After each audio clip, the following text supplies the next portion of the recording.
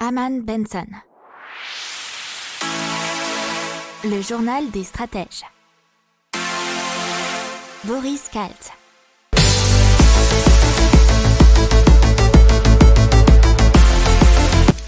Bonjour à tous et bienvenue dans le journal des stratèges pour une revue de l'actualité éco, tech et impact du jour.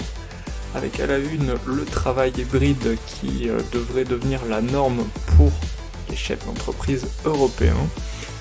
La chute du PIB dans la zone euro, France Digital qui saisit la CNIL pour dénoncer les abus d'Apple.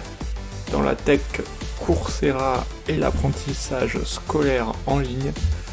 Dans l'impact, H2 Pro qui a un nouveau type d'électrolyseur pour l'électricité renouvelable et donc fabriquer de l'hydrogène. On parlera aussi de Mallorik et Bluefins, deux startups qui ont pour but de réduire la pollution en mer, celle des bateaux de pêche et des tankers, et aussi de TGVM, le train écologique de la SNCF pour 2024. Vous écoutez le journal des stratèges numéro 64 et ça commence maintenant. Et on commence donc avec le travail hybride. Et c'est la marque Epos qui a réalisé une grande et vaste étude européenne auprès de beaucoup de décideurs européens. 60% des dirigeants d'entreprises de secteurs divers, finance, hôtellerie, numérique, informatique ou télécom, s'attendent et se préparent à ce que le travail hybride devienne la norme à l'avenir. 45% des dirigeants affirment que le travail hybride peut leur offrir un gain de temps, et 41% évoquent même des réductions de coûts. 85% des entreprises interrogées déclarent prévoir la mise en place des stratégies et technologies qui aideront leurs employés à opérer à distance dans un premier temps, avant de développer un modèle hybride et flexible sur le long terme. On va vous donner les chiffres du PIB dans la zone euro pour 2020 qui est moins fort que prévu. C'est moins 6,6 au lieu de moins 6,8 annoncé initialement. C'est les chiffres qui ont été donnés par l'Office européen des statistiques, Eurostat. Alors en ce qui concerne l'Union européenne, il y a eu aussi une révision puisqu'ils sont à moins 6,2 sur l'année contre 6,4 anticipés. Même chose pour le quatrième trimestre 2020, moins 0,7 dans la zone euro et moins 0,5 dans l'UE. Le PIB, quant à lui, a reculé de 3,5% aux États-Unis, 3,1% en Russie, et on rappelle progressé de 2,3%. La CNIL a été donc saisie par l'association France Digital, c'était une demande de start-up française, contre Apple, à qui on demande de revoir la façon dont l'entreprise collecte les données personnelles des utilisateurs. Puisque apparemment, selon eux, centaines de millions d'utilisateurs sont concernés par ces abus. Alors, selon l'association, Apple viole doublement les droits des données personnelles, le consentement de l'utilisateur en matière de ciblage publicitaire. L'utilisateur est insuffisamment informé de l'utilisation et du traitement de ces données personnelles. Alors que toutes les applications natives d'Apple autorisent le ciblage publicitaire dans l'iOS 14. Alors que les publicités personnalisées sont activées par défaut et ce serait une atteinte manifeste grave et répétée au RGPD et aussi à la directive e-privacy. L'option publicité personnalisée permet donc la diffusion de publicités ciblées au sein des applications d'Apple comme l'Apple Store, Apple News ou Bourse.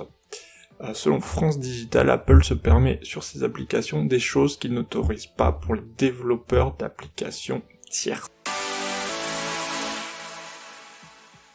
Allez, quelques mots sur Coursera et l'apprentissage en ligne, puisque Coursera, elle offre aux particuliers l'accès à des cours en ligne et à des diplômes des meilleures universités du monde, et ça a connu un énorme boom forcément en 2020 avec la pandémie.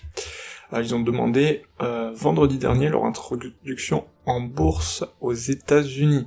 Ils sont basés bien sûr à Mountain View en Californie. Ils ont un chiffre d'affaires qui est assez important et surtout de 293 millions de dollars, un taux de croissance de 59% par rapport à 2019. Le nombre total d'utilisateurs enregistrés a augmenté de 65% d'une année à l'autre en 2020. Ils sont évalués à 2,5 milliards de dollars pour l'instant. Ils ont été fondés en 2012 par 2 anciens professeurs d'informatique de l'université de Stanford aux États-Unis, qui se disaient que le changement était en retard, l'apprentissage en ligne était une bonne voie à suivre.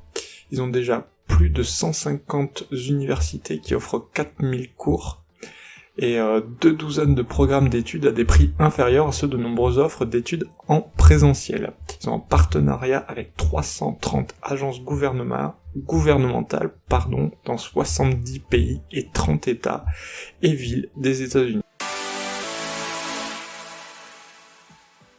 Et on passe à H2 Pro, qui fabrique de l'hydrogène vert bon marché après avoir obtenu notamment des investissements de fonds soutenus par Bill Gates et le milliardaire de Hong Kong Li Ka-shing. Il y a aussi les japonais Sumitomo Corp et Hyundai. La technologie de H2 Pro est similaire aux électrolyseurs alcalins qui sont le plus couramment utilisés aujourd'hui pour fabriquer de l'hydrogène vert, avec cependant une différence cruciale puisque, en peaufinant leur méthodologie actuelle, H2 Pro affirme qu'il sera en mesure de produire de l'hydrogène vert pour $1 le kilo d'ici la seconde moitié de cette décennie. Actuellement, H2 Pro est capable de produire environ 100 grammes d'hydrogène par jour avec un prototype de laboratoire. Alors, l'industrie de l'hydrogène vert devrait être jusqu'à 470 milliards d'euros d'ici 2050 avec des financements publics et privés selon les estimations de l'Union européenne. Et donc H2 Pro prévoit sa première usine en Israël pour 2023 et elle produirait 100 MW de capacité. Et on passe à Maloric qui est une aile de kitesurf pour réduire la pollution des bateaux de pêche. Et le but c'est de réduire de 20% la consommation de carburant de chalutiers avec une aile d'environ 12 mètres carrés. Des capteurs seront installés sur les bateaux et permettront aux capitaines de savoir quand ils peuvent déployer leurs ailes de kitesurf. Un mât télescopique se détendra à l'avant du chalutier, puis l'aile montera jusqu'à 150 mètres de haut grâce à des câbles. Le prototype sera testé en conditions réelles l'été prochain, puis il sera mis sur le marché fin 2022.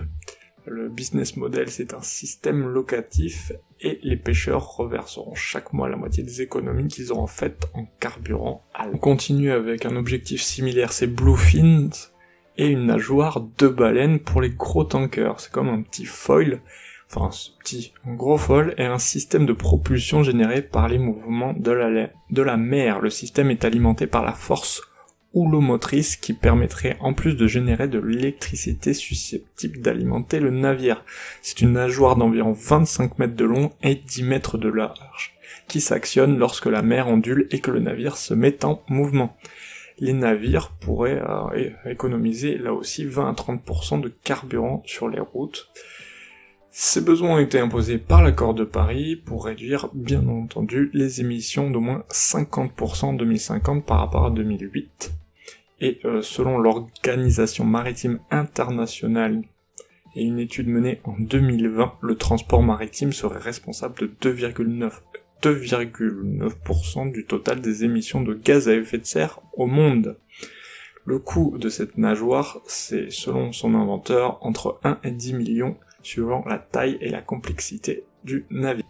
Allez, la SNCF et Alstom qui se sont alliés pour créer un nouveau TGV, le TGV M, qui sera en service à l'été 2024, et ils l'ont amélioré avec 8 pistes d'amélioration, à savoir un prix d'acquisition inférieur de 20%, un coût de maintenance réduit de 30%, un bilan carbone amélioré de 32% par voyageur, un train modulable, une capacité accrue de 10%, un TGV 100% connecté, une meilleure fiabilité et la maintenance prédictive. Et ça a été détaillé par David Gurès, l'architecte technique du TGV. Voilà, c'est tout pour aujourd'hui, je vous souhaite une excellente journée, je vous dis à demain pour de nouvelles informations.